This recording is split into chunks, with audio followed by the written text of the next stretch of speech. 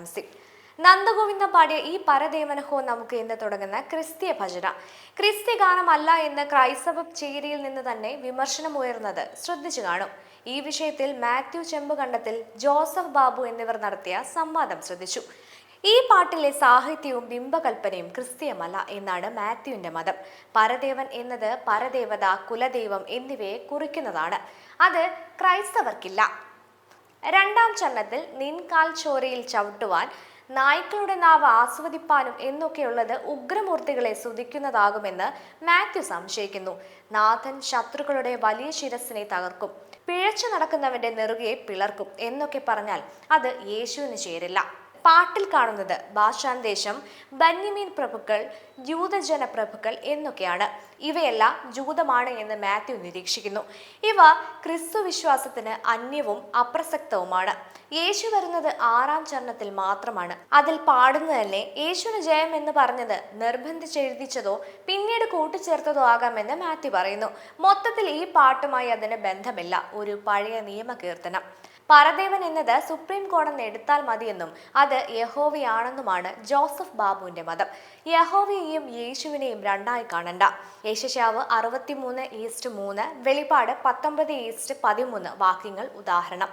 പൊതുവെ തങ്ങൾക്കൊരു വിജയം നന്ദഗോവിന്ദം വഴിയുണ്ടായി എന്ന് കരുതുന്ന ക്രിസ്ത്യാനികളിൽ തണുത്ത വെള്ളം കോരി ഒഴിക്കുന്ന വാദമാണ് മാത്യു ഉന്നയിച്ചത്. ഇങ്ങനെ ക്രിസ്ത്യാനികളിൽ തന്നെ ചേരുതിരിവുണ്ടാക്കിയ ഈ പാട്ട് നന്ദഗോവിന്ദം ഉപേക്ഷിക്കുന്നതാവും നല്ലത്, ഗണഗീതം ഉപേക്ഷിച്ചതുപോലെ.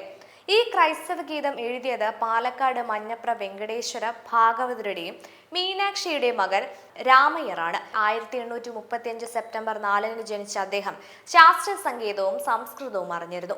CMS പ്രൊട്ടസ്റ്റുകാരുടെ കൂടെ ചേർന്ന് പട്ടക്കാരനായ സ്വാമി യുയേശു സഭ എന്ന 6 വർഷ സഭയുടെ സ്ഥാപകനായിരുന്നു. അത് 6 വർഷ സഭയായതിന് കാരണമുണ്ട്. യേശുവിന്റെ രണ്ടാം വരവ് 1875 ഉണ്ടാകുമെന്ന് സ്വാമി പ്രവചിച്ചു. ഇത് വിശ്വസിച്ച് ശിഷ്യന്മാർ സ്വത്തൊക്കെ വിറ്റ് യേശുവിനെ കാണാൻ സ്വാമിക്കൊപ്പം കൂടി.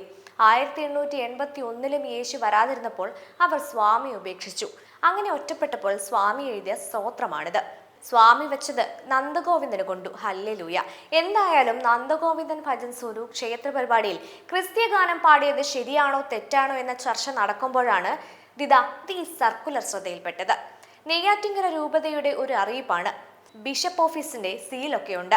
അതിലെ 7ാമത്തെ പോയിന്റ് വായിച്ച് ഞാൻ ഞെട്ടിപ്പോയി. കത്തോലിക്ക വിശ്വാസ പാരമ്പര്യത്തിന് ചേരാത്ത വാദ്യങ്ങളാണത്രേ പഞ്ചവാദ്യം, ചെണ്ടമേളം, നെയ്യാണ്ടിമേളം, ശിങ്കാരിമേളം. അതുകൊണ്ട് അവയൊക്കെ കർശനമായി ഒഴിവാക്കണമെന്ന്. അതെന്താ അങ്ങനൊരു ടോക്ക്? ഈ സർക്കുലർ പ്രാബല്യത്തിലുണ്ടോ? വാദ്യങ്ങൾക്കും വാദ്യോപകരണങ്ങൾക്കും വരെ മതവും വിശ്വാസങ്ങളുമുണ്ടോ? എല്ലാവരും അങ്ങോട്ടും ഇങ്ങോട്ടും സഹകരിക്കുന്നതിനല്ലേ ഈ മതവിശ്വാസ സാഹോദര്യം എന്നൊക്കെ പറയുന്നത്?